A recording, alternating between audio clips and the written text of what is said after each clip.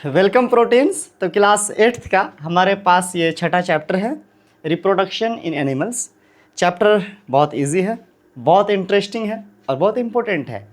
मज़ा आएगा, चैप्टर में बहुत कुछ नया सीखने को मिलेगा। एनसीईआरटी का एक एक लाइन खुद में बहुत कुछ रखता है। हम लोगों को कहते हैं सखवा की लकड़ी है एनसीईआरटी का एक एक लाइन आपको हम एक्सप्लेन कर देंगे, मतलब चैप्टर में कुछ बचेगा ही नहीं, है ना। सारे एक्टिविटीज़ देख लेंगे, इन टेक्स्ट क्वेश्चन देख लेंगे, सब के सब चैप्टर को हलवा बना के देंगे आपको। बस निगलना है, चबाने की कोई ज़रूरत है ही नहीं। ठीक, चलो एंड तक वीडियो को देख लेना, तुम्हारा काम ऐसा हो जाएगा कि शायद इस चैप्टर के लिए कुछ और देखने की ज़रूरत ना पड़े। ठीक है, शुरू करते भाई। कह रहा है कि do you recall the process of digestion, circulation and respiration which you have studied in your previous classes. क्या आपको याद है? सर्कुलेशन था, डाइजेशन था, यस डाइजेशन जिससे एनर्जी मिलती थी, सर्कुलेशन ऑक्सीजन वगैरह कार्बन डाइऑक्साइड का इधर उधर होना, है ना, और भी चीज़ें हैं गंदगी वगैरह भी, और फिर रिस्पिरेशन, है ना, सांस वास वाली चीज़ें। तो ये सब ऐसे प्रोसेस थे जिसको हम लाइफ प्रोसेस कह सकते हैं कि भाई इसके बिना तो हम जिंदा ही नहीं रह सकते, ये जिंदा रहने वाले प्रोसेस हैं, ये है ना। तो ये सारे जो प्रोसेस थे, these processes are essential for the survival of every individuals. जिंदा रहने के लिए हर इंडिविजुअल के लिए ये प्रोसेस ज़रूरी है। Okay, you have also learn about the processes of reproduction in plants. आपने प्लांट्स के रिप्रोडक्शन के बारे में भी पढ़ा है पिछले चैप्टर्स में कि कैसे प्लांट्स क्या करते हैं, एक सीड से नए प्लांट ग्रो होते हैं और प्लांट के अलग अलग पार्ट से भी ग्रो होते हैं। यू हैव ऑल्सो लर्न, अच्छा अब कह रहा है क्या, reproduction is essential for the continuation of species. अब क्या कह रहा है, रिप्रोडक्शन क्यों ज़रूरी है? देखो, जैसे सांस लेना, जैसे खाना खाना, जैसे सर्कुलेशन, वैसे ही रिप्रोडक्शन। हाँ, मतलब एकदम से इंस्टेंट इंसान रिप्रोडक्शन के बिना मर नहीं जाएगा, but reproduction is very important. अभी देखो क्या कह रहा है, क्या imagine what would happen if organism had not reproduced, organisms had not reproduced. Will you realise that the reproduction is very important as it ensure the continuation of similar. क्या कह रहा है, क्या आप सोच के देखो क्या हो अगर रिप्रोडक्शन कोई स्पेसीज करना बंद ही कर दे, क्या हो, क्या होगा। मैं आपको एक एग्जांपल देता हूँ। अबे इस दुनिया के अंदर कितने लोग हैं? चलो 7 अरब लोग हैं मान लेते हैं।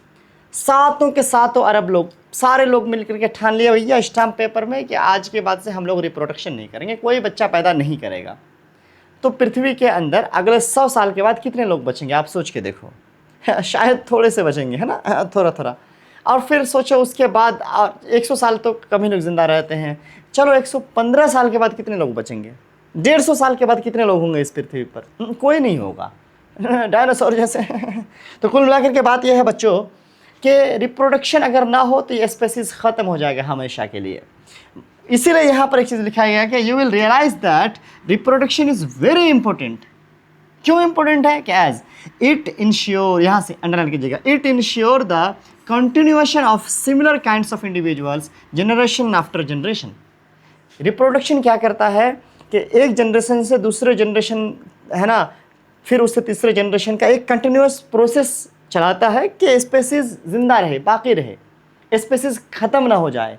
ये इंश्योर कौन करता? रिप्रोडक्शन करता है। अगर रिप्रोडक्शन नहीं होता तो आज स्पेसीज ख़त्म हो गई रहती। आज कटहल का पेड़ में से नया पेड़ उगना बंद हो जाए तो 100 साल के बाद कितने ही कटहल के पेड़ बचेंगे दुनिया के अंदर, और 200 साल के बाद क्या बचेगा? कटहल नहीं बचेगा। भाई वही चीज़ है। तो यहाँ पर आप इसके डेफिनेशन भी बना सकते हो। रिप्रोडक्शन ऐसे, रिप्रोडक्शन यहाँ से लेके अंडरलाइन कर लेना, reproduction is the process which ensure the continuation of similar kinds of individuals generation after generation. ये आपका डेफिनेशन भी हो जाएगा। एक मिनट, नो सिग्नल एरर कुछ आ रहा भाई। अरे मैंने तो अभी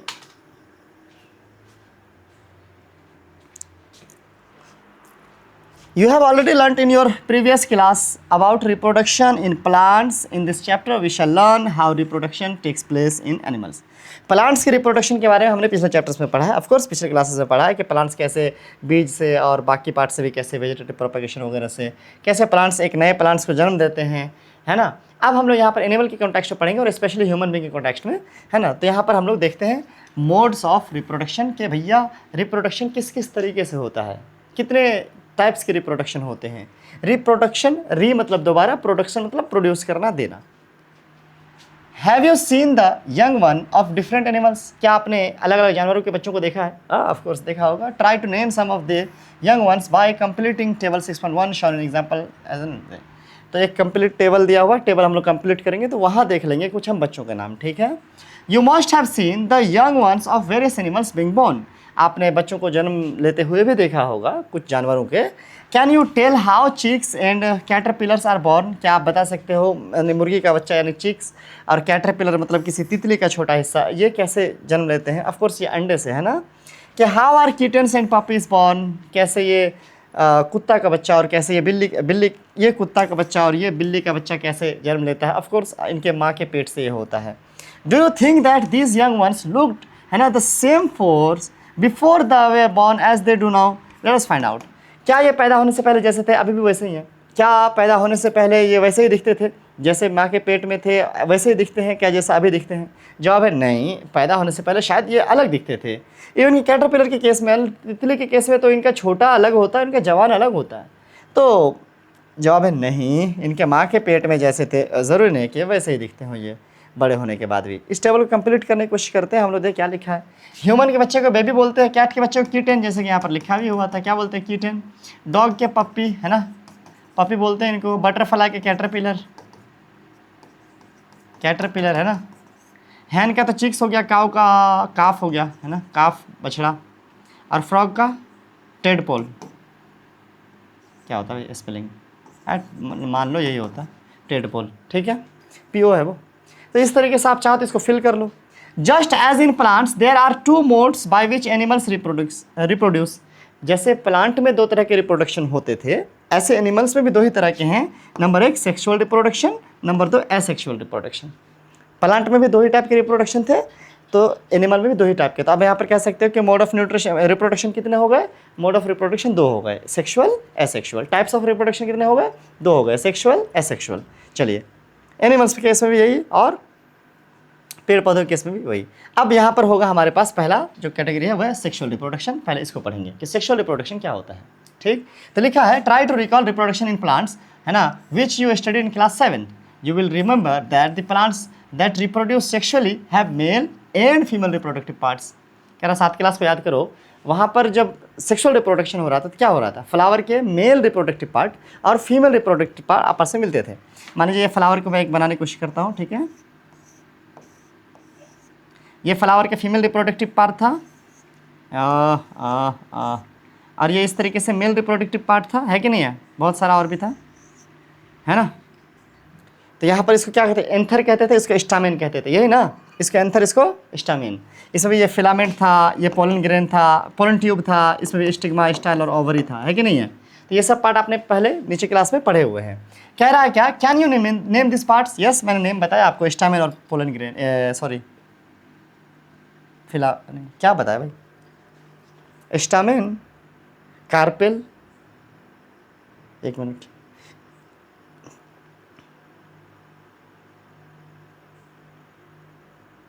स्टामेन और pistil. In animal also mails and female have different reproductive parts और ऑर्गन्स। अब क्या कह रहा है? जैसे फीमेल के, जैसे फ्लावर के पास रिप्रोडक्शन के लिए मेल रिप्रोडक्टिव पार्ट था ये वाला और फीमेल रिप्रोडक्टिव पार्ट था ये वाला, वैसे ही ह्यूमन बींग्स के पास भी क्या होता है सर? अलग अलग पार्ट्स होते हैं। अभी हम लोग देखेंगे। लाइक प्लांट्स, प्लांट की तरह the reproductive parts in animals also produce gametes that fuse to form zygote. इसमें भी क्या होता था? इसके पास पोलन ग्रेन होता था।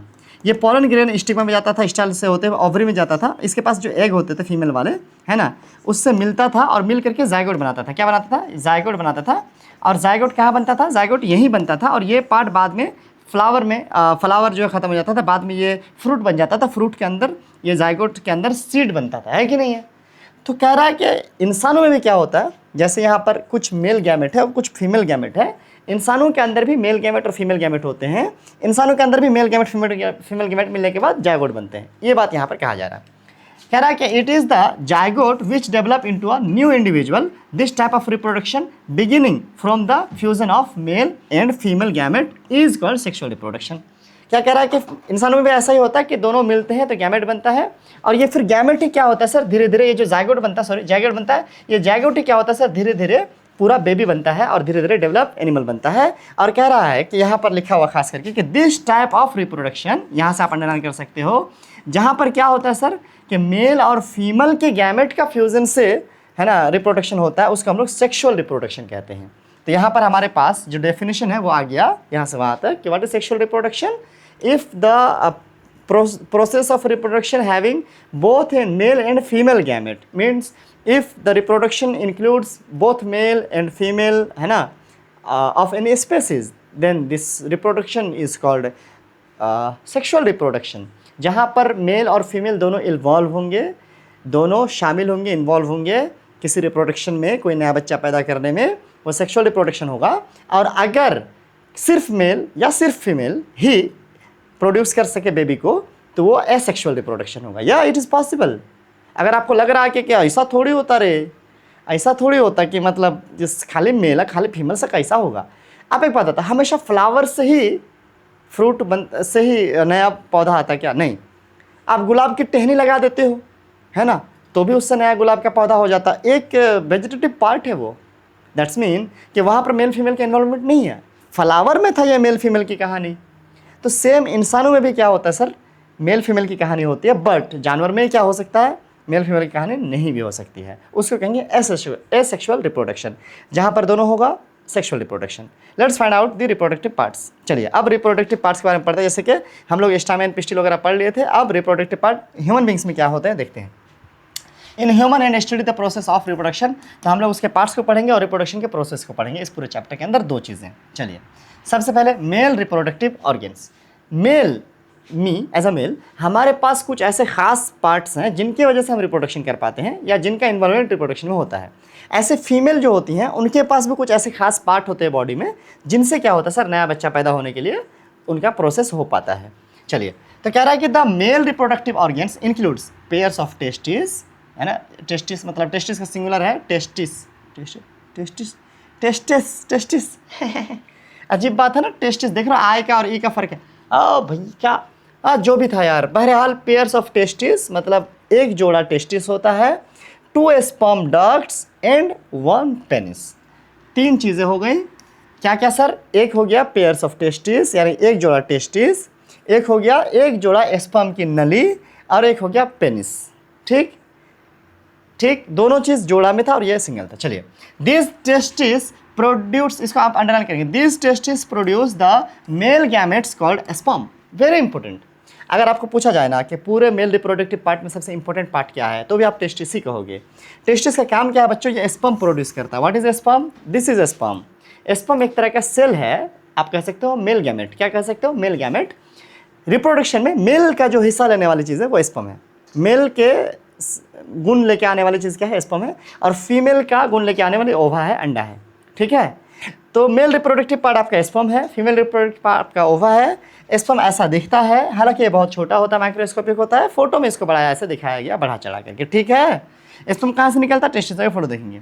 Millions of sperms are produce by the testis, है ना। Look at the figure 6.2। अच्छा, अब क्या कह रहा है कि टेस्टिस से ना मिलियंस ऑफ प्रोड्यूस होते हैं, है ना।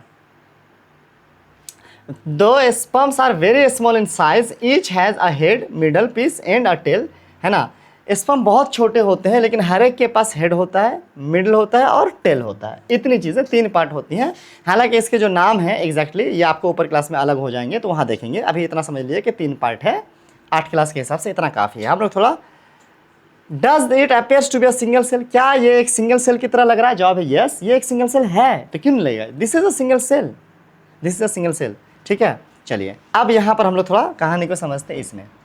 अब ये बॉडी के अंदर कैसा दिखता है, तो ये वाला बॉडी के अंदर का पार्ट है, और ये जो अंडा है, नहीं लड़का लोग का जो अंडा होता है बाहर, ये आपका बाहर होता है बॉडी का, और पेनिस आपका बाहर होता है बॉडी का।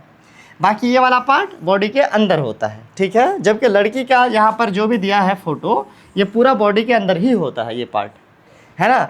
यहाँ पे जेंट्स के केस में, मेल के केस में ये पार्ट अंदर है। ये आपको वही पेशाब की थैली है भैया, ये वही है। ठीक है, अब जाहिर सी बात है कि हमारा जो ये पेनिस है, इसी रास्ते से यूरिन भी होता है और इसी रास्ते से स्पर्म भी आता है। ओह, थोड़ा समझ लीजिए, स्पर्म एक टर्म है जो सेल के लिए मैंने यूज़ करा, जो आपने वो कीड़ा जैसा ऐसा फोटो देखा वो वाला। ठीक, बाकी एक चीज़ क्या है सर? वीर्य, सीमन। एक वर्ड है सीमन। क्या है? सीमन। तो बेसिकली जो स्पर्म है ना, वो सेल तैरता वैरता है किसमें सर? सीमन में। एक लिक्विड होता है जो लड़का लोग प्रोड्यूस करता है, उस लिक्विड को सीमन कहते हैं। लड़का लोग के बॉडी से एक लिक्विड निकलता है पेनिस के थ्रू, इसको हम लोग सीमन कहते हैं। सीमन में स्पर्म होता है, याद रखिएगा। ऐसा नहीं कि स्पर्म प्रोड्यूस करता बोलते हैं, ऐसा बोलते हैं। सीमन में स्पर्म होता है। ओके, सीमन एक लिक्विड होता है, उसमें ये स्पर्म तैरता होता रहता है, ठीक है। अच्छा, तो वो टेस्टिस में बनता है। कौन बनता है? स्पर्म टेस्टिस में बनता है। आगे आकर के सीमन, इस में अलग अलग ग्लैंड्स होते हैं, वहाँ पे सीमन बनता है, बट स्पर्म बनता है टेस्टिस में, इसमें भी बनता है। दोनों का काम सेम ही है, अलग अलग नहीं है। दोनों में डक्ट है, तो कह सकते हैं कि एक जोड़ा टेस्टिस यानी 2 टेस्टिस, एक जोड़ा डक्ट यानी 2 डक्ट, है ना, स्पर्म डक्ट, और एक सिंगल पेनिस। ये 3 पार्ट हो गए मेल रिप्रोडक्टिव के। इतनी बात क्लियर है? I hope it is very clear, ठीक है। चलिए अब यहाँ पर आते हैं सर। अब कह रहा है sperm is a single cell with all the usual cell components. आमतौर पर जो सेल में जो चीज़ें होती हैं उस हिसाब से स्पर्म में भी उतनी सारी चीज़ें होती हैं। मतलब स्पर्म भी क्या एक तरह का सिंगल सेल है, ठीक। ह्यूमन स्पर्म का फोटो यहाँ पर दिखाया गया है, आप इसको देख सकते हैं, सुंदर सा फोटो, ठीक है। यहाँ पर एक सवाल है पहले के दिमाग में कि व्हाट, है ना, what purpose does the tail in sperm, है ना, सर्व। आखिर स्पर्म का ये जो टेल है, ये जो पुच्छड़ है, इसका काम क्या है? इसका काम है बेसिकली तैरने के लिए है। किसके लिए है? तैरने के लिए है। मैंने कहा ना, सीमन एक तरह का लिक्विड है, और लिक्विड में क्या होता है सर? ये स्पर्म तैरता रहता है, लिक्विड में स्पर्म तैरता रहता है। तो तैरने के लिए उसके पास पुच्छड़ होता है। और सिर्फ देखो, एक तो आप यहाँ पर अगर देखोगे तो स्पर्म को यहाँ से इसको सीमन के थ्रू तैरते तैरते तैरते ये नीचे से आया है, इसके पेनिस के थ्रू निकलना पड़ेगा। एक तो ये रास्ता तय करना पड़ रहा है, ऊपर से वो जब फीमेल बॉडी में इंटर करेगा तभी भी उसको क्या करना पड़ेगा? उसको तैरते तैरते इंटर करना पड़ेगा। फीमेल बॉडी का पेनिस यहीं तक आएगा सपोज करो, ठीक है। तो यहाँ से फिर उसको तैरते तैरते तैरते तैरते तैरते तैरते इधर इधर इधर यहाँ तक जाना पड़ेगा। तो उसके पास 3-4 दिन जिंदा रह सकता है सीमन के अंदर स्पर्म। तो कुल मिलाकर की बात यह है कि स्पर्म जो होता है बेसिकली तैरता है और अपना रास्ता तय करता है, इसीलिए इसके पास पुच्छड़ होते हैं, ठीक है। चलिए, वैसे ये काफ़ी छोटा होता है, माइक्रोस्कोप से देखेंगे तो भी बड़ी मुश्किल से मैग्नीफाई करके दिखेगा। अगर थोड़ा सा आप सीमन लेंगे तो भी हज़ारों स्पर्म्स होते हैं। मतलब स्पर्म मेल एक टाइम पे लाखों स्पर्म प्रोड्यूस कर सकता है, एक टाइम पे लाखों स्पर्म हम निकाल सकते हैं, ठीक है। बट फीमेल के साथ जो है ओवा, वो 1 महीने में एक ही निकालती है वो, ठीक है। चलो देखते हैं अभी। तो हमारे पास अगला है फीमेल रिप्रोडक्टिव ऑर्गन, ठीक है। यहाँ पर क्या कह रहा है? The female reproductive organs are pair of ovaries. अब यहाँ पर वही बात होगी जैसे हमारे पास पेयर ऑफ टेस्टिस था, यहाँ पास पेयर ऑफ ओवरीज हो गए। कह रहा है कि इन ओविडक्ट्स, इसके पास, इसको कहते हैं ओविडक्ट, ये जो आपको 2 तरफ से पाइप दिख रहा है इसको ओविडक्ट कहते हैं। इसको फेलोपियन ट्यूब भी बोलते हैं, याद रखिएगा, दोनों नाम बहुत इंपॉर्टेंट है। एंड द यूटेरस, और इस पेट को बोलते हैं यूटेरस, जहाँ पर एक बच्चा क्या होता है? बढ़ता, पलता बढ़ता है। ओवरी प्रोड्यूस एग, यहाँ पर ये बहुत इंपॉर्टेंट है। Ovary produce female gamete called ओवा, जिसको एग्स भी बोलते हैं, इसको अंडरलाइन कर लीजिएगा। अब देखिए बात समझिएगा, दोनों में बहुत इंपॉर्टेंट क्या है? इसका सबसे इंपॉर्टेंट पार्ट टेस्टिस है। टेस्टिस क्या प्रोड्यूस करता है? तो टेस्टिस स्पर्म प्रोड्यूस करता है। इसका सबसे इंपॉर्टेंट पार्ट ओवरी है। ओवरी क्या प्रोड्यूस करता है? तो ओवरी एग यानी ओवा प्रोड्यूस करता है। ये आप ज़रूर याद रखिएगा। अच्छा, मंथली साइकिल के बारे में थोड़ा बता देते हैं। जो पीरियड होते हैं लड़कियों के, सिंपल है, इसमें से या इसमें से हर एक महीने एक एक अंडा आता है, डेवलप अंडा इधर आके बैठता है इस फैलोपियन ट्यूब में, ठीक है, हर एक महीना। और ये जो उसका पेट है, यूटेरस है, ये रेडी होता है ना, बच्चे के लिए। देखो, जो बच्चा पेट में पलेगा बढ़ेगा उसकी नरिशमेंट तो इसी पेट से होगी ना, माँ के पेट से ही ना होगा। तो माँ का पेट तैयार होता है बेसिकली उस हिसाब से कि बच्चे यहाँ पे नरिश हो सकें। तो हर महीने उसका पेट तैयार होता है एक लेडीज़ का। और लेकिन मान लो स्पर्म नहीं आया, है ना, स्पर्म नहीं आया, ये जो अंडा है ये यूज़ नहीं हो पाया, तो ये फिर हर महीने लॉस भी हो जाता है। मतलब ये, अरे मेरा पता नहीं क्या हुआ, फड़फड़ा, हर महीने ये लॉस भी हो जाता है। तो ये जो लॉस होता है बच्चों, तो उसी के वजह से पीरियड होते हैं। तो हर महीने उसका पेट, फिर वो सारा जो सिस्टम बच्चे को ग्रो करने के लिए जो बना था पेट में, वो सारे के सारे सिस्टम फिर बाहर निकल जाते हैं हर मंथ, और नया फिर सिस्टम बन रहा होता है अगले मंथ। इसीलिए पीरियड आते हैं लड़कियों को। और वो काफ़ी यही, क्योंकि अंदर से टूट टूट के निकल रहा होता है, ये सारा पूरा साफ़ हो रहा होता है। तो जो भी है, थोड़ी बहुत परेशानियाँ जो भी है ना, अब ये मत लेना कि थोड़ी बहुत क्यों बोल दिए सर, हल्का फुल्का जो भी परेशानी होती है वो आई कैंट एक्सप्लेन ना कैसा होता है बहरहाल वो पेन इसी वजह से होता है क्योंकि, तो हर मंथ ये होता है। और एक मंथ इधर से अंडा आया, एक मंथ इधर से आया, ऐसा भी पॉसिबल अगर दोनों हेल्दी है तो। बट ज़रूरी नहीं है, किसी भी इससे अंडा आ सकता है ना। हो सकता है एक इसी से लगातार अंडा आ जाए 2-3 महीना, वो वाला डैमेज हो, वो काम करे तो, लेकिन अल्टरनेट भी हो सकता है। Okay, let's go ahead. तो ये ओवेरी क्या करता है? अंडा प्रोड्यूस करता है। आप फोटो में देख सकते हो अंडा को, ये भी ओवा है, ये भी ओवा है, और ये भी ओवा है। फ़र्क देखिए, ये आपका स्पर्म है, ये आपका स्पर्म है, और ओवा देखिए ये कितना। तो ओवा स्पर्म के कंपेयर में बड़ा होता है, ओवा बड़ा सा होता है और स्पर्म छोटा सा होता है, ठीक है। स्पर्म लाखों होते हैं थोड़े से, और लेडीज़ में ओवा 1 महीने में एक ही होता है, और जेंट्स में तो रोज़ लाखों हो सकता है भाई, ठीक है। तो कहने का मतलब है कि कि ये ऐसे ही एक ओवा में एक स्पर्म इंटर करता है और ये जाइगोट बन जाता है, जो बाद में बेबी में डेवलप होता है। कह रहा है इन human beings a single mature egg is released into the oviduct. Single एक ही निकलेगा, ये ओवा एक ही निकलेगा ओविडक्ट में, उस पाइप में, बाय है ना, by one of the ovaries every month, हर महीने किसी एक ओवरी से, मतलब दोनों में से किसी एक ओवरी से, मैंने अभी ऊपर बोल दिया। Uterus is the part where the development of the baby takes place. Uterus मतलब वो पेट है ना, पेट का जो हिस्सा था, मतलब ये वाला यूटेरस आपका, ये ओविडक्ट है। तो ओविडक्ट में आएगा हर महीने एक ठो, और यूटेरस में बेबी टेक प्लेस करता रहता है। Like the sperm and egg is also a single cell. जैसे कि स्पर्म एक सेल है, वैसे एग भी एक सिंगल सेल है। यहाँ पर दिखाने की कोशिश की गई है कि लड़की का जो ओवा होता है ना, हर मंथ रिलीज होता है, ये भी क्या एक तरह का एग है। आप कह सकते हो अंडा, जैसे मुर्गी का अंडा ना, वैसे ये लड़कियों का अंडा। फ़र्क ये है कि मुर्गी का अंडा बाहर, लड़कियों का अंदर। ठीक है, चलो भाई, अंडा तो अंडा ही है। यहाँ पर क्या कह रहा है सर, बूझो recall that this size of egg in human is very. Size इंसानों में तो साइज ऑफ जो एग है, अंडा मैंने कहा, वो बहुत छोटा है। The egg may be very small है ना in human, much larger as in hen. लेकिन मुर्गी का अंडा देखो कितना बड़ा है, उसका अंडा भी इसी काम का है, बच्चे पैदा करने का ना। Ostrich egg is the largest. और अंडा जैसे कि एक सिंगल सेल आपके अंदर का ओवा है, लेडीज़ को कह रहा हूँ मैं, वैसे ही मुर्गी का अंडा भी एक सिंगल सेल है, और वैसे इतना बड़ा सा ऑस्ट्रिच का अंडा भी एक सिंगल सेल है। समझ रहे हैं आप बात को? तो एक सिंगल सेल को आप देख भी सकते हो, ऑस्ट्रिच के अंडा को। Okay, go ahead. हम लोगों का जो इंसानों में पाया जाने वाला सेल है वो काफ़ी छोटा है ना, और मुर्गियों में जो अंडा के फॉर्म में आ रहा है वो बड़ा है। अगला है sir fertilisation. What is this process? Actually this is the process where male gamete मतलब स्पर्म, बार बार इसको बोलने की जरूरत नहीं मुझे, याद रखिएगा। फीमेल गैमेट मतलब ओवा। This is the process of meeting male gamete and female gamete. Okay, the process, मैंने कहा प्रोसेस को क्या कहते हैं सर? फर्टिलाइजेशन कहा। The first step in the process of reproduction is the fusion of sperm and ovum. अब बच्चे पैदा होंगे, उसका पहला काम क्या है सर? कि पहला काम ये है कि जो फ्यूज़न हो, मतलब मिल जाए। कौन कौन मिल जाए सर? स्पर्म मिल जाए जो कि मेल गैमेट है, और ओवम मिल जाए जो कि फीमेल गैमेट है। तो मेल फीमेल का मिलना। When sperm come in contact with an egg, जब ये sperm male part female part में कॉन्टैक्ट होता है, one of the sperm may fuse with the egg. तो एक स्पर्म, देखो एक साथ हज़ारों लाखों स्पर्म आते हैं बॉडी के अंदर लेडीज़ के, बट एक उनमें से स्पर्म क्या करेगा सर? एक ओवम के साथ, ओवम तो एक ही आता है, तो एक ओवम के साथ एक स्पर्म फ्यूज़ होगा, मिलेगा, और मिल करके मान लो ये एक स्पर्म, ये एक ओवा और ये एक स्पर्म, ये मिल गया, मिल करके एक सिंगल सेल बन जाएगा, एक सिंगल सेल बन जाएगा, है ना। Such fusion of the egg and the sperm is called fertilization. तो इसका मिलना फर्टिलाइजेशन हुआ, इसका मिलना फर्टिलाइजेशन हुआ। किसका? इस स्पर्म का ओवा के साथ मिलना फर्टिलाइजेशन हुआ, द प्रोसेस। लेकिन मिलने के बाद जो बना वो जाइगोट हुआ। कह रहा है कि during fertilisation the nucleus of the sperm and the egg fuse to form a single nucleus, this is result in the formation of a fertilised egg और जाइगोट।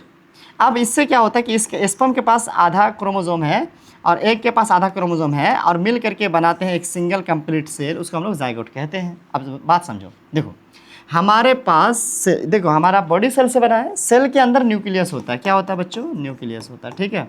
न्यूक्लियस के अंदर क्रोमोजोम्स होते हैं। क्या होते हैं बच्चों? क्रोमोजोम्स होते हैं, ठीक है। अब क्रोमोजोम्स में 46 क्रोमोजोम्स होते हैं हर एक के डीएनए में, हमारे भी आपके भी। वो तैस आते हैं माँ से और तैस आते हैं फादर से, ठीक है, पिता से। तो 46 क्रोमोजोम्स हमारा एक वेल डेवलप्ड सेल में है। लेकिन हमारा जो रिप्रोडक्टिव सेल है यानी स्पर्म, और लेडीज़ का जो रिप्रोडक्टिव सेल है यानी कि ओवा, उसमें तैस ही क्रोमोजोम्स हैं। देखो हमारा इधर से तुम अगर लेगा, इधर से कोई न्यूक्लियस लेगा तो कितना? 46 क्रोमोजोम। लेकिन अगर हमारा सेल लेगा स्पर्म वाला तो उसमें 23 क्रोमोजोम, ओवा लेंगे तो 23 क्रोमोजोम। लेडीज़ का और कहीं से आप सेल लीजिए तो 46 क्रोमोजोम। लेकिन जो आपका सेक्सुअल वाला है, मतलब रिप्रोडक्टिव वाला जो उसका सेल है, उसमें 23 क्रोमोजोम्स। तो इसका 23 क्रोमोजोम्स और इसका 23 क्रोमोजोम्स मिल करके अब ये पूरी कितना हो गया सर? 46 क्रोमोजोम्स हो गया बच्चों। अब इसके पास एक कंप्लीट सेल आ चुका है, इसको बोलते हैं सोमैटिक सेल। तो ये कंप्लीट सेल बन चुका है, इसी को बोलते हैं जाइगोट। अब क्या बोल गया इसको? जाइगोट। जब आपको मिल गया कौन? ये स्पर्म और ओवा, तब जो बना उसको बोलते हैं जाइगोट। एक स्पर्म एक ओवा मिलेगा। अच्छा, ये प्रोसेस, मिलने का प्रोसेस को फर्टिलाइजेशन कहते हैं। तो फर्टिलाइजेशन अलग चीज़ है, जाइगोट अलग चीज़ है। मिलने के बाद जो बना वो जाइगोट है और मिलने का प्रोसेस फर्टिलाइजेशन है। आगे बढ़े। Yes, why not. देखिए वही है, स्पर्म कैसे इसके अंदर इंटर करा, एक इंटर कर रहा है, बाकी सब वापस घर लौट जाएंगे, मतलब मर जाएंगे, ऑफकोर्स निकल जाएंगे। और फिर मिलने के बाद ऐसे फ्यूज़ हो गया और मिलने के बाद ये क्या बन चुका है, जाइगोट बन चुका है। तो स्पर्म और ये मिल चुका है। The process of fertilisation is the meeting of an egg cell from the mother and sperm cell from the father. ये बात तो क्लियर है, एग सेल कहाँ से आएगा, मदर से, और स्पर्म सेल कहाँ से आएगा, फादर से। So the new individuals inheritance some characteristics of the mother and some from the father.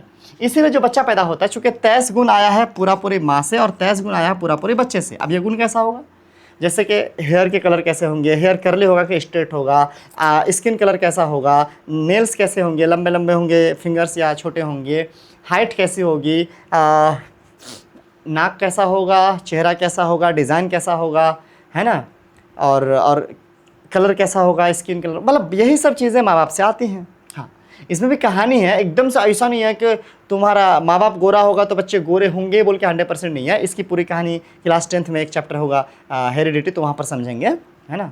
उसका फिर अलग, अरे भैया हट जाए यार, क्या परेशान कर रहे हो। तो यहाँ पर वो समझेंगे, वो अलग अलग कहानी है। यस, बट हाँ, हमारे अंदर जो भी गुण आते हैं वो हमारे माँ बाप से आते हैं। कुछ गुण मेरी मम्मी के मेरे अंदर हैं, कुछ गुण मेरे पापा के मेरे अंदर हैं, एंड सेम फॉर यू। आगे बढ़ते हैं। कह रहा है क्या कि लुक एट योर ब्रदर्स और sister, see if you can recognise some characteristic in this similar to those of your mother और योर फादर। आप अपने मदर से, आप अपने भाई बहन को देखिए कि उसके अंदर माँ के कौन से गुण है और फादर के कौन से। मेरा नाखून वाला तो अम्मी से आया पक्का, छोटे छोटे नाखून। क्या fertilisation which takes place inside the female body is called internal fertilization।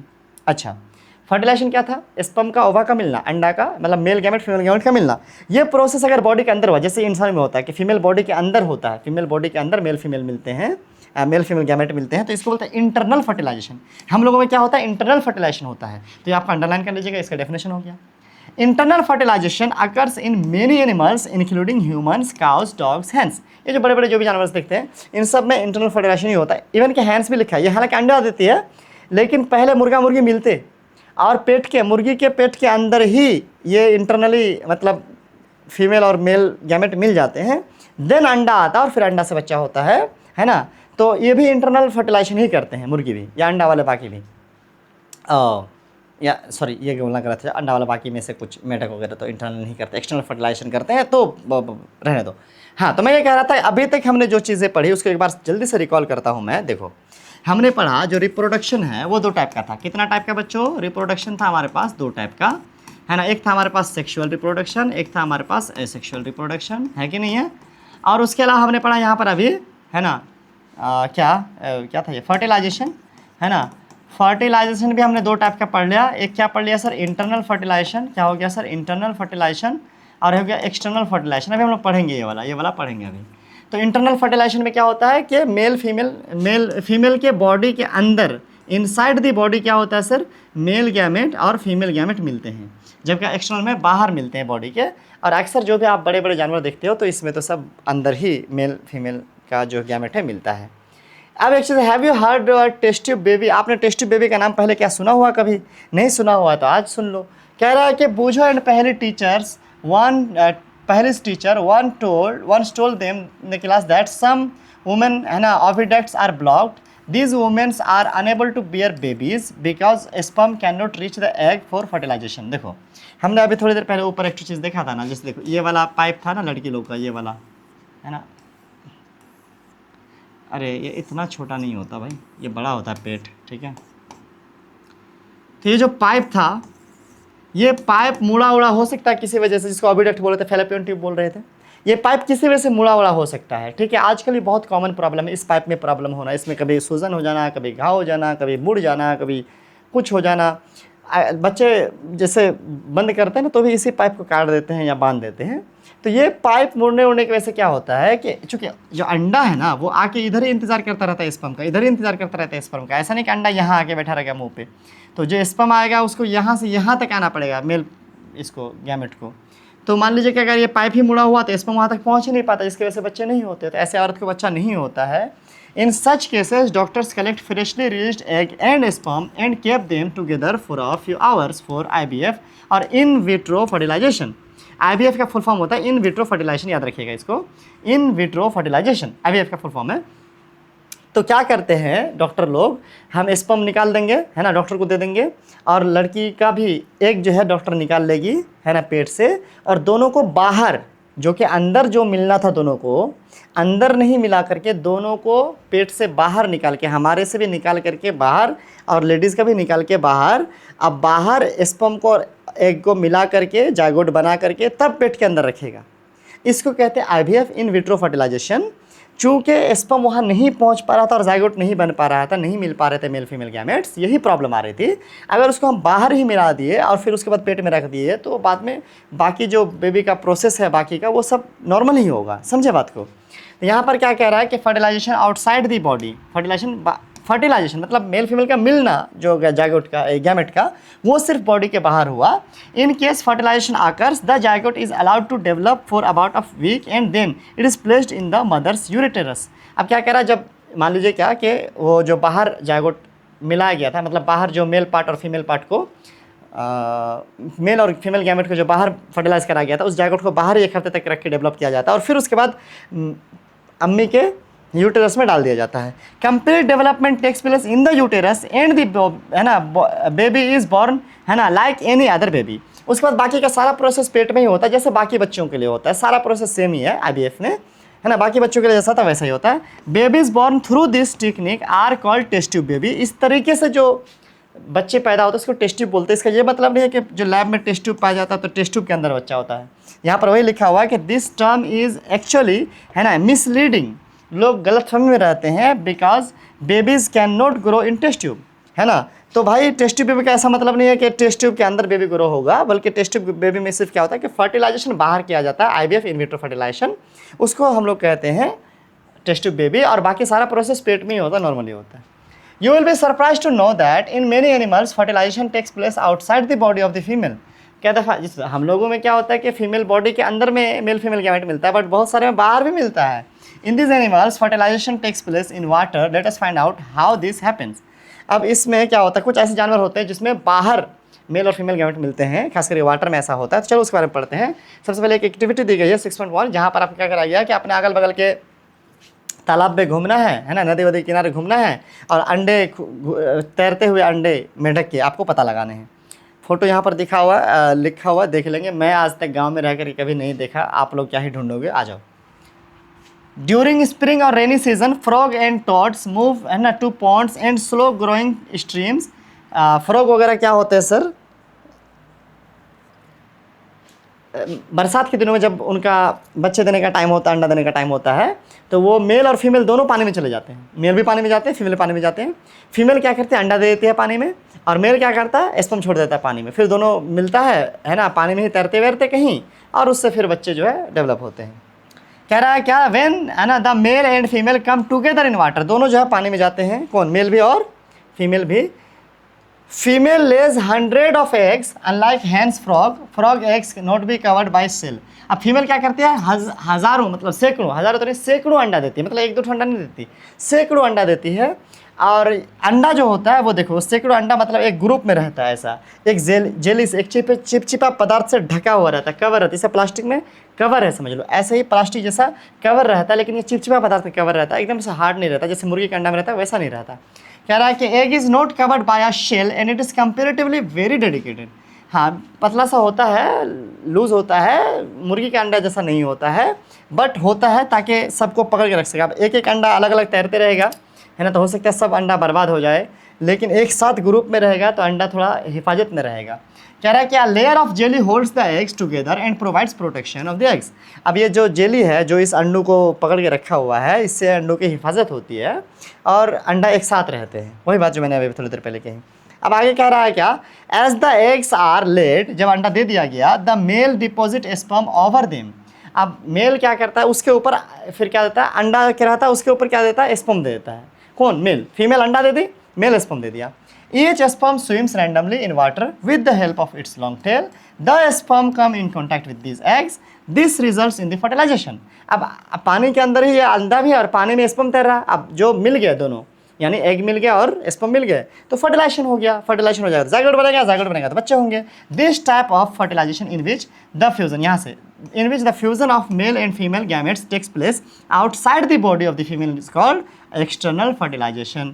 अब यहाँ से अंडरलाइन हो जाएगा, यहाँ से यहाँ तक ये डेफिनेशन बन जाएगा क्या, कि ऐसा फर्टिलाइजेशन जिसमें मेल गैमेट और फीमेल गैमेट बॉडी के बाहर, है ना, क्या होता है सर, फर्टिलाइज होता है, मिलता है, उसको हम लोग क्या कहते हैं सर, एक्सटर्नल फर्टिलाइजेशन कहते हैं। चलिए, it is very common in the aquatic animals, पानी के जानवरों में ऐसा होता है, जैसे कि मछली में होता है, स्टारफिश में होता है और मेढक में, है ना, होता है। चलिए, इस तरह से आप एग्जाम्पल याद रखेंगे दोनों का, है ना। ऊपर तो आप जो भी गधा, घोड़ा, बिल्ली, हाथी, गधा आप आसपास जो भी देख रहे हैं सब तो इंटरनल ही करते हैं, एक्सटर्नल वाले आप याद रख लीजिएगा बस, तो काम हो जाएगा। Why do fish and frogs, है ना, lay eggs in hundreds where the hen lays only 1 eggs at a time. अगर हम बात करें मेढक वगैरह की, मछलियों की, तो वो एक ही साथ हज़ारों, मतलब हज़ारों तो नहीं सैकड़ों अंडे देती है, जबकि मछली ऐसा नहीं करती। ऐसा क्यों है ना। तो यहाँ पर पहले उसका जवाब दे रही है बूझो का, ठीक है, बूझो का पहले जवाब दे रही है। क्या जवाब दे रही है, दो दीज एनिमल्स ले 100 of eggs,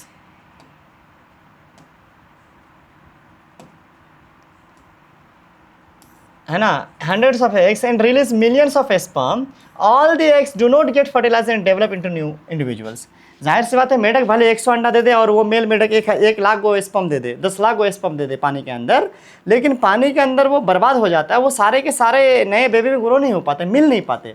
हम इंसानों में क्या है कि हम लोग प्लानिंग करके, है ना, ग्रो करवा सकते हैं, बट ऐसा नहीं है उनके केस में। वो पानी में रहता है, हिलते डुलते तैरते, पता नहीं कहाँ पहुँच गया, स्पर्म से कभी मिल ही नहीं पाया, कोई मछली खा गई, पेड़ में चिपक के रह गया, हवा में सूख गया, है ना, पानी में बह गया, तो बहुत सारे प्रॉब्लम्स हैं। इस वजह से बहुत सारे अंडे देते हैं। This is because the eggs and sperm get expose to water, पानी में रहता है, मूवमेंट होती है ना, विंड होता है, हवा होता है, रेनफॉल मतलब बारिश होती है, जिसकी वजह से क्या होता है, also there are other animals in the ponds which may feed on eggs, और बहुत सारे ऐसे जानवर होते हैं जो पानी में वो अंडे खा भी जाते हैं, है ना। Thus reproduction of large number of eggs and sperm is necessary to ensure fertilisation of at least few of them. तो बहुत ज़्यादा जब अंडे दिए जाएंगे और बहुत ज़्यादा स्पर्म छोड़ा जाएगा, तो कम से कम उनमें से एक्सीडेंटली से कि भाई सब नहीं तो कुछ तो कम से कम फर्टिलाइज होगा, कुछ तो बेबीज़ होंगे, इसीलिए वहाँ पे बहुत सारे अंडे दिए जाते हैं। क्लियर, आगे बढ़ते हैं। कह रहा है कि how could a single cell becomes a big individual, कैसे एक सिंगल सेल इंडिविजुअल मतलब पूरा बच्चा बन जाता है, कैसे हम जैसा हम लोग भी स्पर्म और एग से आए हुए हैं ना, तो कैसे वो एक जाइगोट सिंगल सेल कैसा इतना बड़ा बॉडी बना दिया रे बाबा। तो पूरा प्रोसेस यहाँ पर लिखा हुआ है, लिखा हुआ डेवलपमेंट ऑफ एम्ब्रियो। एम्ब्रियो कहते हैं पेट के अंदर के बच्चे को, एम्ब्रियो कहते हैं, चाहे वो छोटा हो बड़ा। तो डेवलपमेंट ऑफ एम्ब्रियो में कह रहा है कि fertilisation results in the formation of zygote which begins to develop into a embryo. Fertilisation से क्या होता है, जाइगोट बनता है, मेल फीमेल गैमेट मिल गया, जाइगोट बन गया। जाइगोट बनने के बाद वो जाइगोट क्या होता है सर, पेट के अंदर रहता है और एम्ब्रियो में डेवलप होता है। एम्ब्रियो मतलब बच्चे का शुरुआती स्टेज, या बच्चे पेट के अंदर का बच्चा कह लो। तो वो जाइगोट डेवलप होना शुरू होता है। एक जाइगोट सिंगल सेल है, इससे 2 सेल बनते हैं, 2 से फिर ये 4, 4 से फिर ये 8, है कि नहीं है। और इस तरीके से डेवलप होते होते देख रहे हो आप यहाँ पर, जिस तरीके से ये जाइगोट ऐसा डेवलप होता है, और फिर ये सेल से ऑर्गेन्स बनते हैं, बॉडी के अलग अलग पार्ट्स बनते हैं, और पूरी बेबी बनता है। The zygote divides repeatedly to give rise to a ball of cell. Zygote क्या होता है, डिवाइड होता है सेल से, 2 से 4, 4 से 8 होता रहता है, और बहुत सारा सेल बनता है। These balls begins to form group that develops into the different tissues in organs of the body। और फिर ये धीरे धीरे अलग अलग टिश्यूज़ बनते हैं और अलग अलग ऑर्गन्स बनते हैं बॉडी के। This developing structure is termed as embryo। और वो जो डेवलप हो रहा होता है, जैसे पेट के अंदर जो बच्चा डेवलप हो रहा होता है, उसको कहते हैं एम्ब्रियो। क्या कहते हैं, एम्ब्रियो। मैंने कहा ना, पेट के अंदर जो बच्चा बढ़ा उसको एम्ब्रियो कहेंगे, छोटा से लेकर बड़ा तक, मतलब एकदम इस कंडीशन से लेकर के मतलब हाथ पैर हो गया उस वक्त तक को भी एम्ब्रियो ही कहेंगे। The embryo gets embedded in the wall of the uterus. जो एम्ब्रियो होता है वो माँ के पेट के वाल से चिपका हुआ रहता है ना। देखो, माँ के पेट के वाल से चिपका हुआ रहता है एम्ब्रियो में, यूटेरस में, वही कह रहा है फॉर फर्दर डेवलपमेंट। और इससे उससे आगे की डेवलपमेंट होती रहती है। अब इसको मैं थोड़ा समझाता हूँ आपको। देखो, जैसे धान वान बोते हैं ना, वैसे ही समझ लो कि ये स्पर्म यहाँ मिल गया, है ना, ये जाइगोट बन गया, जाइगोट डेवलप हो रहा है, 2 सेल बना, 2 से 4, 4 से 8, 8 से और ज़्यादा, है ना, 64। और इस तरीके से कहा कि मतलब जितने भी हैं बनते जा रहे हैं और उसके बाद यहाँ पर मान लो एक कवर के साथ आकर के पेट में चिपक गया, माँ के पेट में चिपक गया। अब आप जानते हो कि पेट के अंदर जो बच्चा रहता है उसके नाभि में बाज़ाब्ता एक पाइप रहता है जो माँ के पेट के शरीर से चिपका हुआ रहता है, समझ रहे हो बच्चों। वो पाइप से माँ के जो भी खाना पानी एनर्जी सब उनको उसी पाइप के थ्रू मिलता रहता है, तो वो वाल में चिपका हुआ रहता है।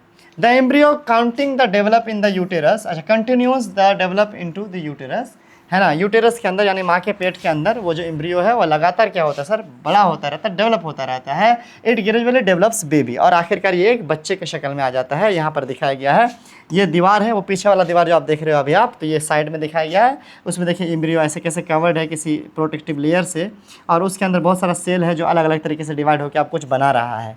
तो माँ के पेट के वाल में कैसे चिपका हुआ रहता है उसको दिखाने की कोशिश की जा रही है, ठीक है। अब यहाँ पर कह रहा है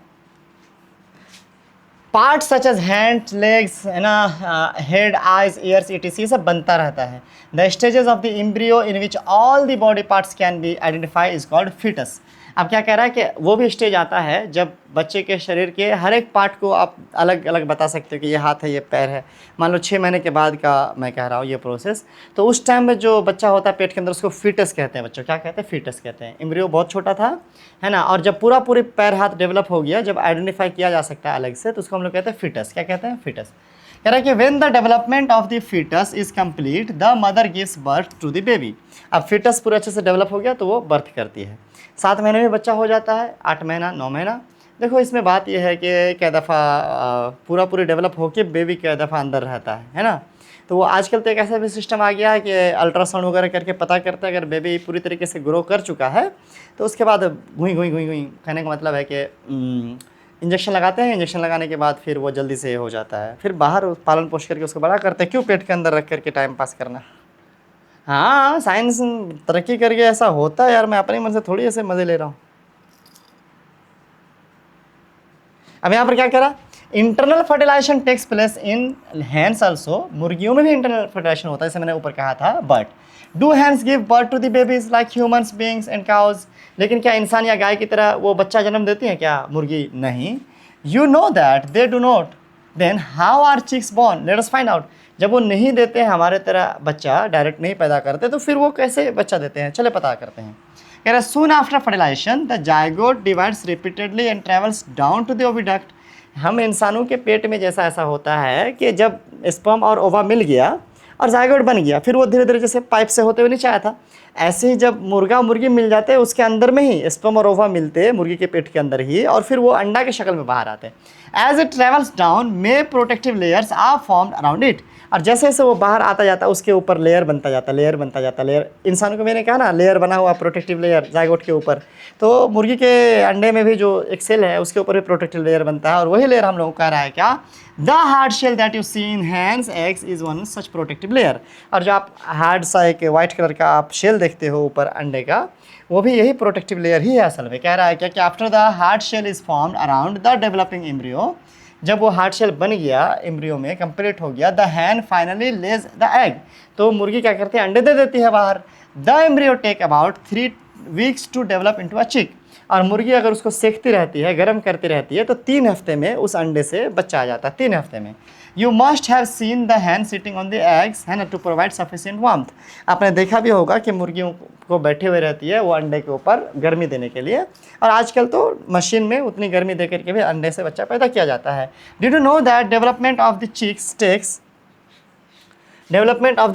टेक्स प्लेस, है ना, inside the egg shell during the period. अब क्या कह रहा है कि आपको क्या पता है कि अंडा के खोल के अंदर जो है ना वो चिक्स डेवलप होता रहता है। जो अभी जैसे माँ के पेट के अंदर डेवलप होता है, जैसे ये भी अंडा ही की तरह है, माँ के पेट के अंदर डेवलप होता है, वैसे ही मुर्गी का भी अंडा के अंदर ही क्या होता है, चिक्स डेवलप होता है।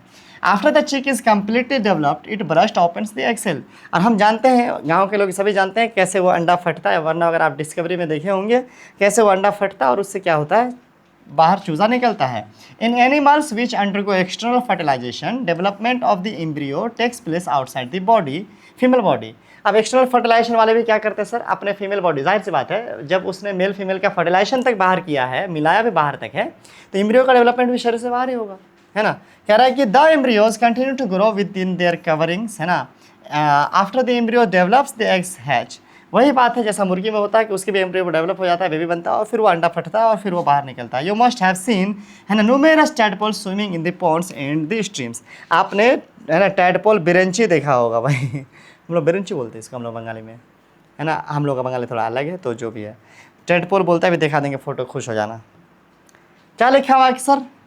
Viviparous and oviparous animals. जानवर जो होते हैं वो दो तरह के मेनली होते हैं, विविपोरस बच्चे देने के हिसाब से, है ना, एक विविपोरस और एक ओविपोरस। ओविपोरस मतलब अंडा देने वाला, विविपोरस मतलब बच्चा पैदा करने वाला। इंसान डायरेक्ट बच्चे पैदा करता है, अंडा नहीं देता, तो ये हो गया आपको ओविपोरस विविपोरस। और जो मुर्गी उर्गी है अंडा देती है, बतख वगैरह, तो हो गया आपका ओविपोरस। कह रहा है कि you have learn that some animals give birth to young ones while some animals lay egg which later develop into young ones. कुछ डायरेक्ट अंडे देते हैं और कुछ डायरेक्ट बच्चे देते हैं, है ना। The animals which give birth to young ones are called viviparous. आप इसको अंडरलाइन कर लीजिएगा कि जो जानवर डायरेक्ट बच्चा देते हैं उसको कहते हैं विविपोरस। क्या बोलते हैं? विविपोरस। जैसे इंसान भी आएगा, गाय, हाथी, घोड़ा, सब, बकरी वगैरह एनिमल्स। अब क्या कह रहा है कि those animals which lay eggs are oviparous animals. और जो अंडे देते हैं जानवर, है ना, और फिर उस अंडे से बच्चा होता है उसको हम लोग बोलते हैं ओविपोरस। तो बतख क्या हो गया? ओविपोरस हो गया। सांप क्या हो गया? ओविपोरस हो गया। The following activity will help you to understand, है ना। क्या हेल्प करेगा देखो ना, अभी एक्टिविटी देखते हैं। कह रहा है आपको इन सब का अंडा देखने के लिए, खोजने के लिए, किसका?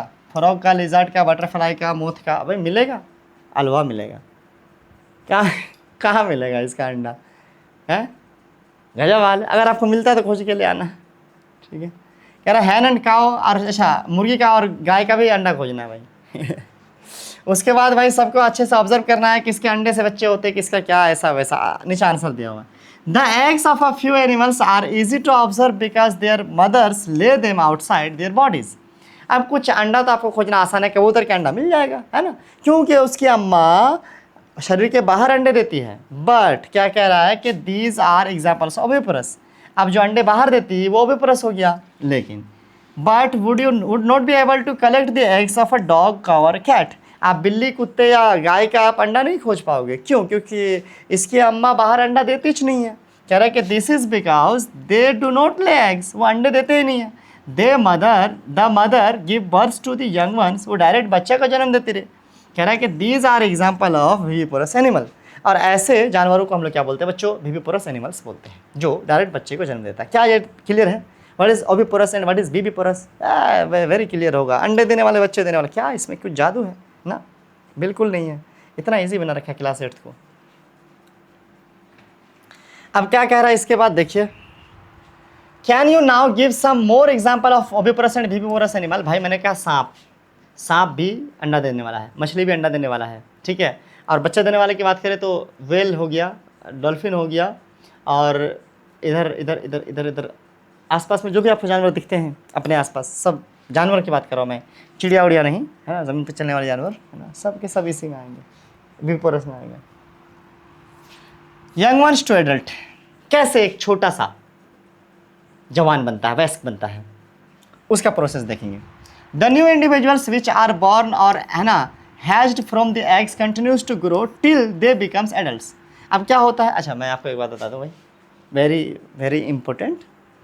ये मेरा दूसरा क्लास है।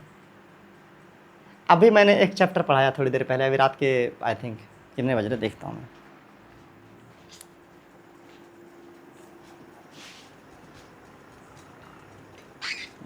अभी हो रहे 11:15।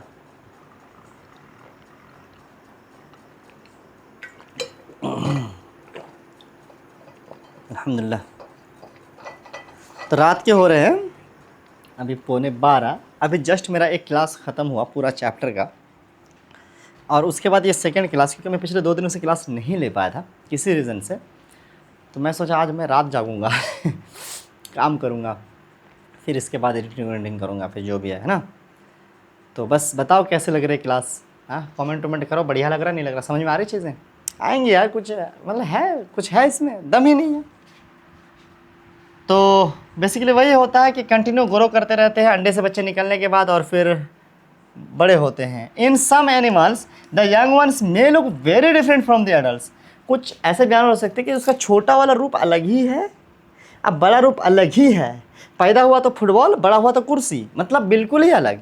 अब यहाँ पर कह रहा है कि the life cycle of frog is shown in the figure 6.10। नीचे देखेंगे हम लोग लाइफ साइकिल दिया हुआ फिगर किसका, ये देखो टेडपोल का, ये देखेंगे किसका है, ये मेढक का है, देखेंगे अभी। Observe the different stages of frog starting from the egg to the adult. देखो ना, एग ये है और एडल्ट ये है, आप उसके अलग अलग स्टेजेस को देखो तो आप देखोगे खास करके 3 स्टेज। क्या, स्टेज 1 में आपको देखोगे एग, फिर स्टेज 2 में टेडपोल जिसे लार्वा भी बोलते हैं, और तीसरा स्टेज हो गया एडल्ट। स्पेशली 3 स्टेज आपको देखने को मिलेगा किसमें, फ्रॉग में। और आप देखोगे कि ये टेडपोल काफ़ी अलग है, ये लार्वा अलग है, और ये एडल्ट बिल्कुल अलग है।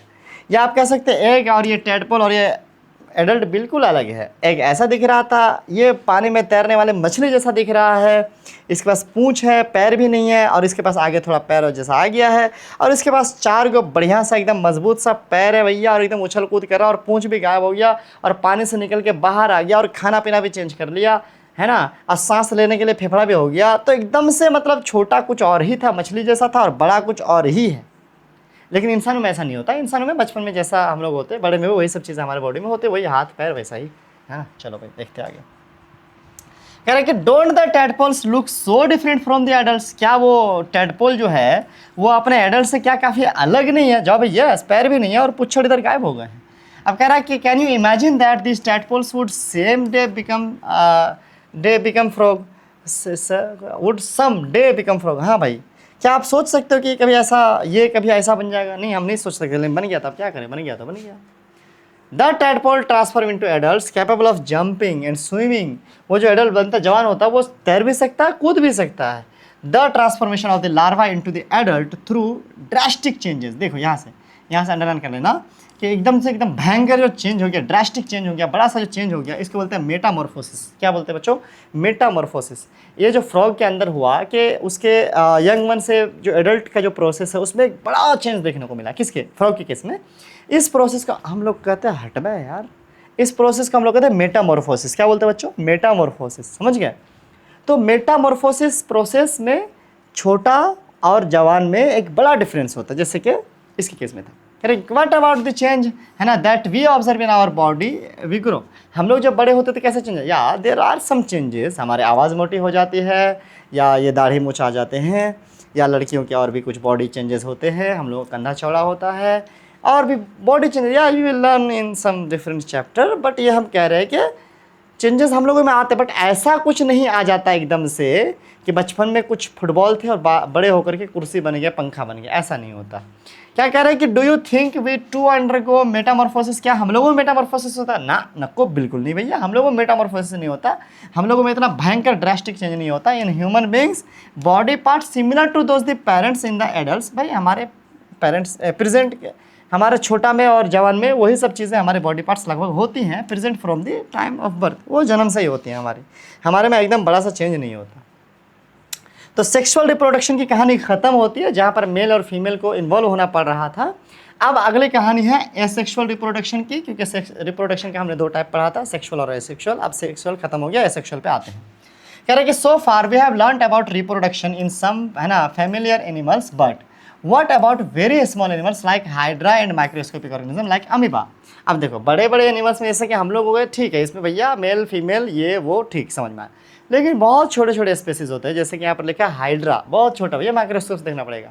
ठीक है, माइक्रोस्कोप के बिना भी हाइड्रा को देख सकते हैं, बट या sometime it is very difficult. अगर आपको छोटा सा देखना है हाइड्रा को, डेवलपिंग हाइड्रा को, then you have to use microscope anyhow.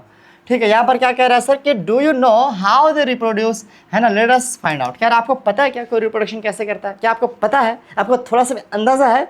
जब है ना को बिल्कुल नहीं। तो चलो हम लोग देखते हैं कि वो रिप्रोडक्शन कैसे करता है। मतलब ये छोटे छोटे, है ना, पिद्दी से, जिनकी कोई औकात नहीं, इनके बारे में हम पढ़ रहे हैं भैया। चलो देखते हैं। Activity they 6.3।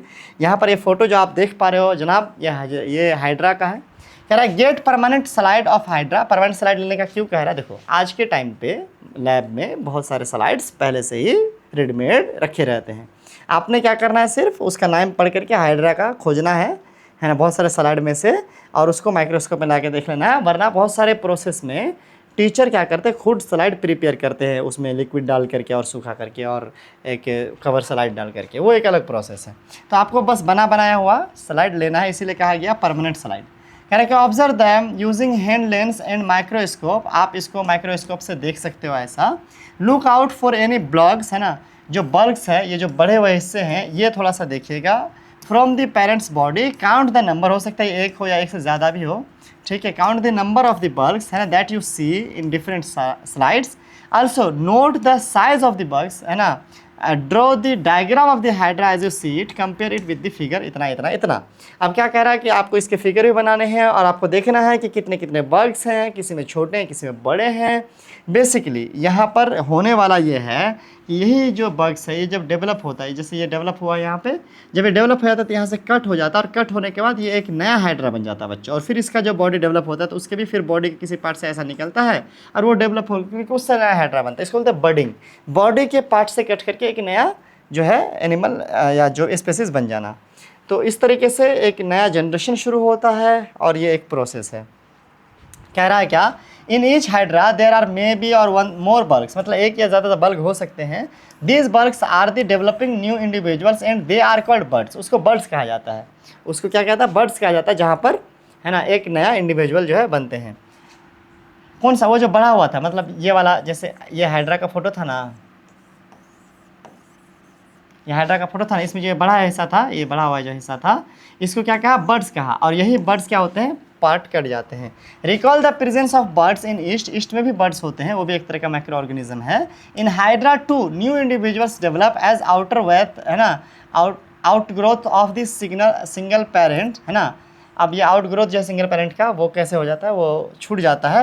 This type of reproduction in which only a single parent is involve is called asexual reproduction. अब यहाँ पे हो क्या रहा है, यहाँ पर मेल फीमेल की कहानी नहीं है, इसी के बॉडी का एक पार्ट अलग से टुकड़ा हुआ, जैसे गुलाब का टहनी कट करके नया पौधा बना था, वैसे अलग से एक टुकड़ा हुआ और वो एक नया बन गया एनिमल। तो यहाँ पर मेल फीमेल की कहानी नहीं हुई, तो यहाँ पर एसेक्सुअल रिप्रोडक्शन हुआ। Since new individuals develop from the bird, यहाँ से आप कह सकते हैं, यहाँ से, है ना, new develop from the buds the this type of asexual reproduction is called budding. तो आप कह सकते हो एसेक्सुअल रिप्रोडक्शन का एक टाइप बर्डिंग भी है, कि बॉडी के पार्ट से अलग होकर नया सा बनना बर्डिंग कहलाता है। पेड़ पौधे में वैसा होता है ऑफकोर्स। तो बॉडी के पार्ट से नया जीव बनना, स्पेशीज बनना, ये क्या कहलाता है सर, बर्डिंग कहलाता है। Another method of asexual reproduction is observed in the microscopic organism amoeba. अब दूसरा एक अमीबा में कुछ होता है, let us see how this happens. Amoeba में कैसे होता है इसको हम लोग देखते हैं। तो लिखा you have already learned about the structure of amoeba. Amoeba का स्ट्रक्चर ऐसा फिक्स नहीं होता, जैसा तैसा होता है, उसके बीच में एक न्यूक्लियस होता है। You will recall amoeba is a single celled organism, एक सिंगल सेल ऑर्गेनिज्म है, इसमें एक ही सेल होता है जैसे दिया हुआ। It begins the process of reproduction by the individuals bye the division of its nucleus into two. अब इसमें क्या होता है बेसिकली, देखो इसके पास है एक सिंगल न्यूक्लियस। सबसे पहले इसके बॉडी का न्यूक्लियस दो न्यूक्लियस में डेवलप होता है, और फिर न्यूक्लियस डेवलप होने के बाद इसका बॉडी भी ऐसे सिकुड़ता रहता है, ऐसे सिकुड़ता है, और सिकुड़ करके इस तरीके से जो है इसका न्यूक्लियस दो अलग अलग पार्ट में बढ़ जाता है। और अब ये बीच से कट करके दो सिंगल क्या हो जाते हैं, अलग अलग सेल बन जाते हैं, दो अलग अलग अमीबा बन जाते हैं। अब फिर से ये अमीबा और ये अमीबा ग्रो करेगा, डेवलप हो जाएगा। जब ग्रो हो जाएगा तो फिर इसके न्यूक्लियस बटेंगे और फिर वहाँ से नया आएगा। इस तरीके से ये इसका जनसंख्या बढ़ता रहता है। ठीक है, चलिए भाई आगे बढ़ते हैं। अब कुछ लोग कहेंगे खाली भाई बोलते, बहन क्यों नहीं बोलते। देखो अब यह उठना बैठना भाई लोग के साथ ना ज़्यादा अपना, तो ऐसा मुंह पे चढ़ा हुआ है, समझ रहे। अब ठीक है, भाई लोग और उसकी बहन लोग खुश रहो। अभी क्या बोलते हैं यहाँ पर, you have already learned about the structure. It begins the process reproduction by the division of its nucleus into the two nuclei. Nucleus मतलब ये न्यूक्लियाई प्लूरल है न्यूक्लियस का। This is the followed by the division of its body into two, जैसे यहाँ पर लिखा हुआ है अंग्रेजी में। Each parts of receiving nucleus, है ना, finally two amoeba are produced. वैसे ही अलग अलग पार्ट में न्यूक्लियस होता है, दो अमीबा बन जाते हैं। वन पेरेंट अमीबा, है ना, दिस टाइप ऑफ एसेक्सुअल, है ना, ये जो एसेक्सुअल रिप्रोडक्शन है, इस तरह का जो एसेक्सुअल रिप्रोडक्शन है बच्चों, है ना, वो और भी जगह reproduction in which an animal reproduce by dividing into two individuals. अच्छा, द रिप्रोडक्शन इन विच, यहाँ से आप इसको डेफिनेशन बना सकते हो। The reproduction in which an animal reproduce by dividing into two individuals is called binary fission. इसको क्या बोलते हैं, बाइनरी फिजन। एक बात समझिएगा, अमीबा में क्या हुआ, न्यूक्लियस बट करके दो बना, इसको बोलते हैं बाइनरी फिजन। हाइड्रा में क्या हुआ, बॉडी का पार्ट डेवलप होकर के अलग एनिमल बना तो वो हो गया आपको बर्डिंग। तो हम कह सकते हैं एसेक्सुअल रिप्रोडक्शन जो आपका था, एसेक्सुअल रिप्रोडक्शन है ना, वैसे रिप्रोडक्शन का 2 टाइप था, क्या सेक्सुअल एसेक्सुअल। एसेक्सुअल का भी आप यहाँ पर अभी 2 टाइप पढ़ लिए, एक पढ़ लिया आप बर्डिंग, क्या पढ़ लिया बच्चों, बर्डिंग, और एक पढ़ लिया आप यहाँ पर binary fusion, fission, sorry binary fission. By का मतलब ही 2 होता है, बाइनरी फिशन, ठीक है। तो बेसिकली हमने क्या कर लिया सर, 2 तरह का एसेक्सुअल रिप्रोडक्शन पढ़ लिया, और हमने रिप्रोडक्शन का 2 टाइप पढ़ लिया। एसेक्सुअल रिप्रोडक्शन कैसे कहते किसको है, जिसमें मेल फीमेल के इन्वॉल्वमेंट ना हो। सेक्सुअल क्या हो गया, जिसमें मेल फीमेल इन्वॉल्व हो। उसके बाद हमने पढ़ा टाइप फर्टिलाइजेशन का। फर्टिलाइजेशन का 2 टाइप पढ़ा, क्या था वो बच्चों, फर्टिलाइजेशन का 2 टाइप, एक इंटरनल फर्टिलाइजेशन जिसमें बॉडी के अंदर, फीमेल बॉडी के अंदर मेल और फीमेल जो है के गैमेट्स मिलते हों, और पढ़ा हमने एक्सटर्नल फर्टिलाइजेशन जिसमें क्या होता है कि सर मेल फीमेल बॉडी के बाहर क्या होता है सर, मेल और फीमेल गैमेट मिलते हों, जैसे कि फिशेज़ में था, जैसे कि नहीं मेढक में था, ठीक है। अच्छा, अब यहाँ पर हमने ये यहाँ तक देख लिया। अब कह रहा है कि apart from budding and binary fission, इनके अलावा भी, मतलब बर्डिंग और बाइनरी फिशन के अलावा भी, there are other methods by which single parents reproduce young ones. और भी तरीके हैं इसके, और भी टाइप्स है, क्लास 10th में हम लोग पढ़ेंगे, जहाँ पर एक सिंगल पेरेंट यानी मेल फीमेल नहीं मिलता और सिंगल पेरेंट एक नया बच्चा पैदा करता है। You will study about this in higher classes, class 10th में ही आएगा, आप लोग पढ़ोगे, ठीक है। यहाँ तक हो गया। अब एक लास्ट चीज़ है क्या, story of Dolly the clone. एक शिप था डॉली, इसका नाम है डॉली, ये क्लोनिंग शिप था, तो इसके बारे में थोड़ा पढ़ेंगे। कह रहा है cloning is the production of an exact copy of a cell, है ना, एनी अदर लिविंग पार्ट और अ कंप्लीट ऑर्गेनिज्म। क्लोनिंग एक ऐसा प्रोसेस है जहाँ पर एक सेल से, है ना, एक सेल का कॉपी करके एक ऑर्गेनिज्म बनाया जाता है लैब में। हाँ ठीक है, मतलब लैब में कुछ कहानी होती है और उसके बाद वैसे माँ के पेट से ही होता है। अच्छा, cloning of an animal was successfully performed for the first time by Ian Wilmut and its colleagues. एक साइंटिस्ट थे, इनके साथी लोग थे, मिला करके रॉसलिन्स इंस्टीट्यूट था, कहाँ पर, एडनबर्ग स्कॉटलैंड के अंदर एक इंस्टीट्यूट था इस देश में, स्कॉटलैंड में। इनके दोस्तों ने मिल करके ये किया था। They successfully cloned a sheep name Dolly. उन लोगों ने एक जो शीप बनाया था उसका नाम था Dolly. Dolly was born on 5 जुलाई 1996। डॉली पैदा हुई थी, इतना। अब इसकी कहानी समझना गौर से, बहुत इंपॉर्टेंट है ना। And was the first mammal to be clone, और ये पहली मैमल थी, मैमल मतलब दूध पिलाने वाले, बच्चे देने वाले और दूध पिलाने वाले पहले मैमल थे जिसमें क्लोनिंग हुआ था। बेसिकली जो इसका प्रोसेस है ना बच्चों, इसको समझना बहुत ज़रूरी है। रुको थोड़ा, रुको, सब्र करो बस। अब मैं इसको पहले पढ़ देता हूँ फिर समझाता हूँ, या फिर नहीं पढ़ूँ और समझा दूँ। चलो नहीं पढ़े समझा देता हूँ मैं, सुनो क्या किया था। हुआ ये था, ये देखो, इसका नाम है डॉर्सेट शीप। क्या नाम है इसका, डॉर्सेट शीप। इसका नाम फिन डॉर्सेट। चलो मान लो एक गोरी वाली हो गई, इसका नाम है स्कॉटिश ब्लैकफेस शीप। इसका मान लो काली वाली हो गई, ठीक है। दोनों फीमेल है बच्चों, दोनों क्या है, फीमेल है। ये भी फीमेल है, ये भी फीमेल है, ठीक है। दोनों स्कॉटिश ब्लैकफेस शीप भी फीमेल है और फिन डॉर्सेट शीप भी फीमेल है। इसका क्या करा गया था, एक सेल लिया गया था, इनका एक सेल लिया गया था। कहाँ से, इनके ब्रेस्ट से, थन से एक सेल लिया गया था, ले लिया। इसके पास न्यूक्लियस व्यूक्लियस है, बढ़िया सा सेल है इसके पास। इसका एक सेल लिया गया, लेकिन लिया गया ओवा। क्या लिया गया बच्चों, ओवा। ओवा क्या होता है, of course female egg cell. देखो ये सेल और ये सेल में फ़र्क है। ये सेल है ओवा और ये सेल है बाहर के बॉडी का अलग पार्ट का। मैंने कहा कि उनके थन से, स्तन से लिया गया था। अब इनका न्यूक्लियस को अलग किया गया और इनका न्यूक्लियस को निकाल के हटा दिया गया। किसका, ओवा के न्यूक्लियस को हटा दिया गया और इनके न्यूक्लियस को लाके इसमें पुट कर दिया गया। इससे हुआ क्या, इससे हुआ ये कि ये एक सोमैटिक सेल बन गया। सोमैटिक सेल का मतलब ये हुआ, क्रोमोसोम, मैंने अभी आपको ऊपर समझाया था कि क्रोमोसोम कितने होते हैं, 46। अगर स्पर्म और ओवा मिलेगा तो 23 स्पर्म से क्रोमोसोम मिलेगा और 23 ओवा से मिलेगा। अब मिल करके 46 क्रोमोसोम होगा और तब जा करके जाइगोट बनेगा। जाइगोट में 46 क्रोमोसोम्स होंगे और ये जाइगोट जो है एक बॉडी में यानी एक बेबी में डेवलप होगा, यही ना। अगर इसका न्यूक्लियस लिया गया, जो कि हमने कहा था कि मेरे स्पर्म में भले ही 23 क्रोमोसोम है, लेकिन मेरा यहाँ के सेल में 46 क्रोमोसोम्स हैं, तो यहाँ के 46 सेल क्रोमोसोम वाले सेल को न्यूक्लियस निकाल करके जब अंडा के अंदर डाल दिया गया, ओवा के अंदर डाल दिया गया, तो ओवा में भी क्या हो गया सर, ओवा में भी आपको 46 सेल हो गए। कितने हो गए, 46 क्रोमोसोम हो गए। तो कहीं ना कहीं ओवा एक जायगोट की तरह हो गया। किसकी तरह हो गया? जायगोट की तरह हो गया, एक सोमैटिक सेल। जायगोट की तरह जब हो गया तो ये जायगोट को क्या कर दिया गया, इसके पेट में, हाँ ये इसको ब्लैक फेस ईव के पेट में डाला गया और ब्लैक फेस ईव के पेट से डॉली जन्मी, डेवलप होकर के जन्मी, ठीक है। अच्छा, लेकिन डॉली जो थी वो देखने में किसकी तरह थी? बिल्कुल डॉर्सेट की तरह थी। क्यों? क्योंकि न्यूक्लियस में ही क्रोमोसोम होता है और क्रोमोसोम के अंदर इंफॉर्मेशन होता है, गुण लेके जाना होता है, तो सारा गुण तो इनका ही गया था। भले इनके पेट में पली बढ़ी डॉली, लेकिन गुण किसका गया था बच्चों? तो इस फिन डॉर्सेट का ही गया था। तो आइडेंटिकल क्या किया जा सकता है सर, जो है ट्विन वगैरह बनाया जा सकता है, किससे? क्लोनिंग से। बात समझ गए? I hope it is very clear. चलो थैंक यू, है ना। ये चैप्टर अरे रुको मुझे जल्दी है, मैं मोबाइल देख रहा था उधर से उधर कंप्यूटर पे कुछ टूटा हो रहा था, मैं चल दिया उधर जल्दी से। हाँ, तो चैप्टर हमारा ख़त्म होता है यहीं पर। और आई होप कि आपको ये समझ में आया होगा चैप्टर। कैसा लगा वीडियो करो लाइक, चैनल करो सब्सक्राइब।